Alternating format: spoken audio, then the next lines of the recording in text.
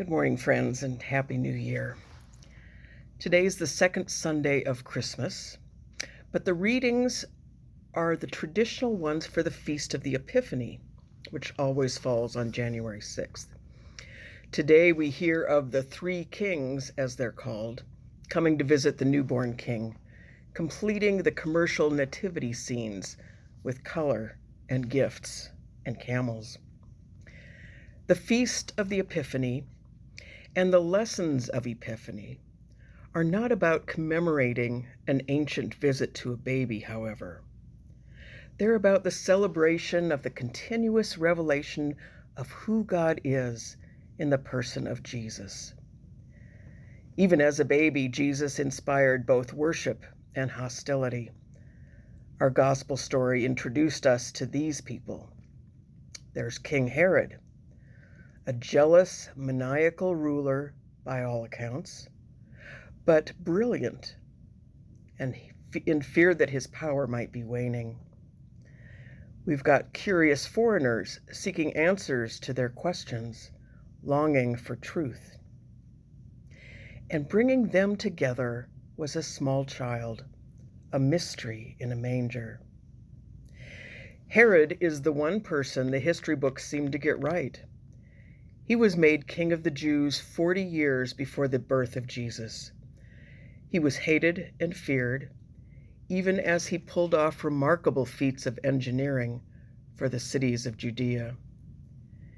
If you look at the scriptures, however, the three kings were not kings.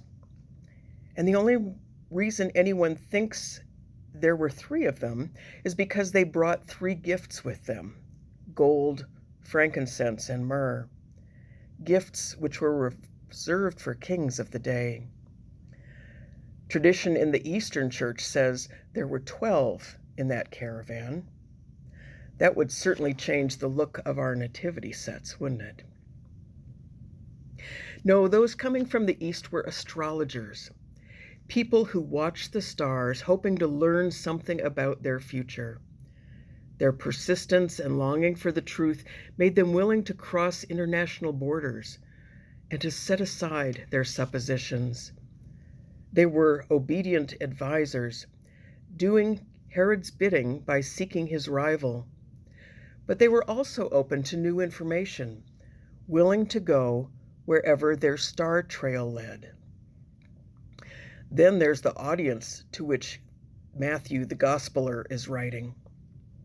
They add their own spin to this story, or at least the lessons we can learn from it. There are many reasons the people from the East would cause Matthew's audience to be uneasy. The East meant Babylon, where the Jewish people had lived in a 45-year exile 600 years earlier. It was a pivotal point in the life of the Jewish people and left deep memories of oppression, even after 600 years. The Magi were experts in the occult, perhaps priests of the occult, clearly denounced by the Jewish scriptures as an abomination to the Lord. They would certainly not have been welcome at the home of the Messiah. At the very least, they were people who were not like them, who had not inherited God's original promise given to Abraham. So when these came to seek and to kneel at the feet of a baby Jesus and offer him gifts reserved for a king, Matthew's audience learns that salvation is at hand, that their oppression is over, and that God is in control. They learn, as we must, that God does not reveal God's self only to the wisest or the most politically powerful. God doesn't even come to us in a fully formed human, but in a tiny baby who is completely dependent on the loving care of his parents and is vulnerable to all the world has to sling at him. They learn that God acts on God's own terms, and those terms are not limited by human standards of history or political structure. They are defined by love. Matthew's audience learned that the Messiah whom they had expected for many generations might also fulfill the hopes of those who have never heard of God or thought about a Messiah. Jesus is revealed as the fulfillment of the longing of all human hope for salvation and right relationship with the Creator. The Magi, the outsiders, acted on that longing in response to the divine initiative. We must always remember God's grace precedes human action.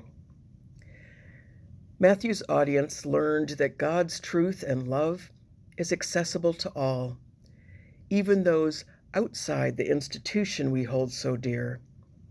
God's love might be revealed in ways that we cannot comprehend or even notice. And that's not always an easy message for us to hear. Epiphany is a reminder that God's glory is all about us and may be manifest where we least expect it. Whether or not we search or find, God's light is there. Whether or not we respond, God's light is there. Always, the light is there. Always the promise. Always God's faithfulness. Each of us takes a different path in life. At some point, we choose how we will receive the good news that God is among us and loves us, and whether or not it makes any difference in the lives we lead. Will we choose to react in fear and disdain for the institution and God Himself, or total devotion, or ignore completely the longing that is deep within each of our hearts? Will we pay attention to God's clear revelation of God's love around us? Will we be faithful to the one who has invested God's self in us and made Himself so vulnerable to the world He created? During our lifetimes, we may find ourselves all over that spectrum of response. But because of God's claim on us, we always have a home in God's love, for we have been marked as Christ's own forever.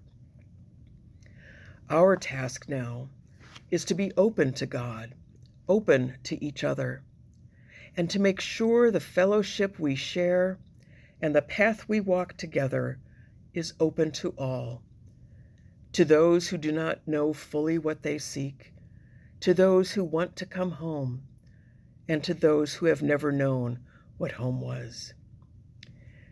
May we learn to act upon our longing as the Magi did.